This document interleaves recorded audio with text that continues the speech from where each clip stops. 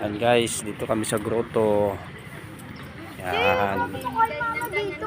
Nandito pala yung misa sa baba.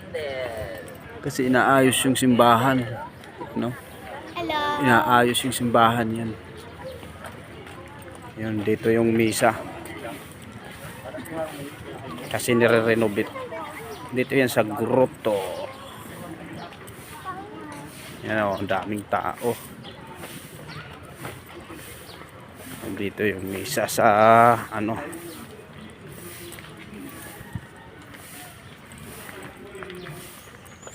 Ito na guys.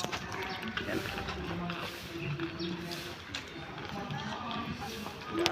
Daming tao. Nandyan yung misa eh.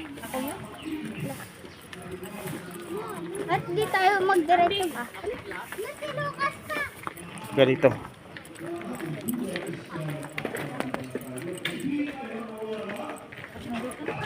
Doon tayo oh. Doon oh. Oo, doon sa. Yan guys, daming tao. Nagmimisa na. Kaya, mga kapatid, kung ano man ang ating buhay ngayon sa buong Kwaresma, ay pagbilandilayan natin Doon nga.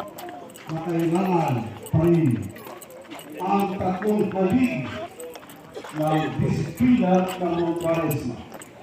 Ano kaya ang tatlong balik ng Kwaresma na ating pinagbilayan na noong Miyerkules ng Kapot? Wala kitang kundi ang pag-aayon. Kasama yan sa aming pasakripisyo. Ang pag-aayon ay hindi tayo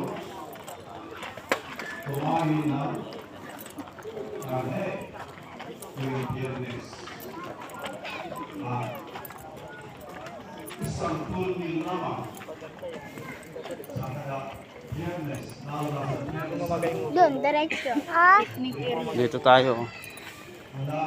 Kaka. Diyan muna doon.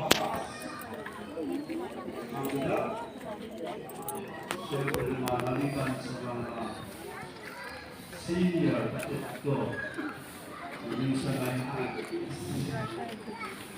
lalo na yung mga sa Daming tao. mga